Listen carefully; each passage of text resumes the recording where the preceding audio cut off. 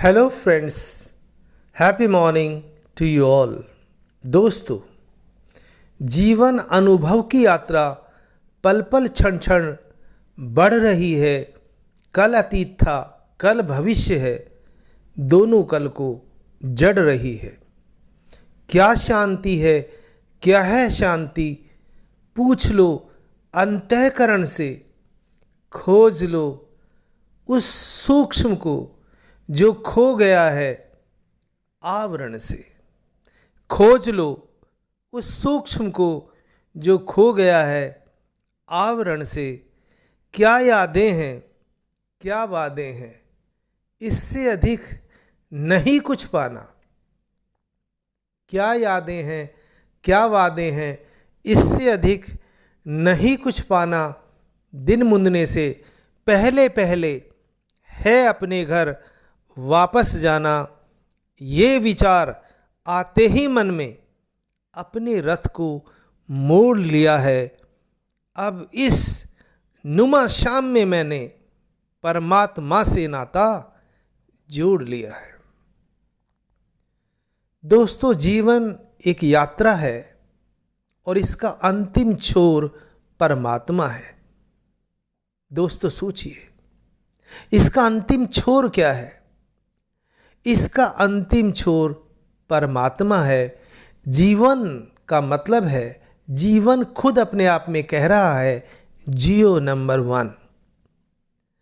अगर आप नंबर 1 बनना चाहते हैं, जीवन में आनंद और सफलता प्राप्त करना चाहते हैं, तो आपको वर्तमान में आना होगा। हम काफ़ी समय से मन के नियमों की चर्चा कर रहे हैं। ये मन क्या है? मन कुछ भी नहीं, बस भूतकाल की कुछ यादें और भविष्य की चिंताओं और कामनाओं का जोड़ है। वर्तमान में अमनीय स्थिति होती है, अर्थात नो माइंड स्टेज होती है। आपने लॉर्ड कृष्णा का नाम सुना होगा। श्री कृष्ण की पूरी चेष्टा अर्जुन को वर्तमान में लाने की है। ये भगवत गीता में कहा गया है। जैसे ही मनुष्य वर्तमान में आता है, उसी क्षण उसके सारे दुख, चिंता और भय गायब हो जाते हैं। आप सब जानते होंगे, प्रकृति में जो क्षण बीत गया वह बीत गया। दुनिया की कोई ताकत उस क्षण को वापस नहीं ला सकती। मनुष्य अनुभव से निखरता है। अनुभव जीवन की वह धार है जिससे मनुष्य का व्यक्तित्व निखरता है। पर जिस व्यक्ति के जीवन में जितनी पुरानी यादें ताज़ा हैं, उतना ही कम उसको अनुभव हो पाता है। और इस अनुभव के अभाव में ही हम सब एक ही तरह से 1000 बार जूते खाते हैं, पर सुधरते नहीं हैं।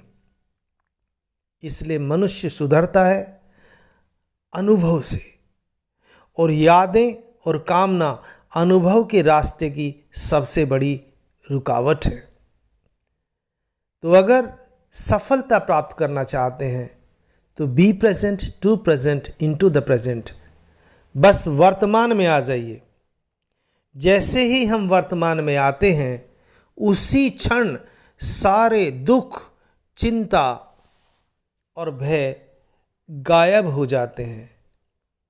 इसलिए मन के गणित को समझें। ये मन बहुत सूक्ष्म है।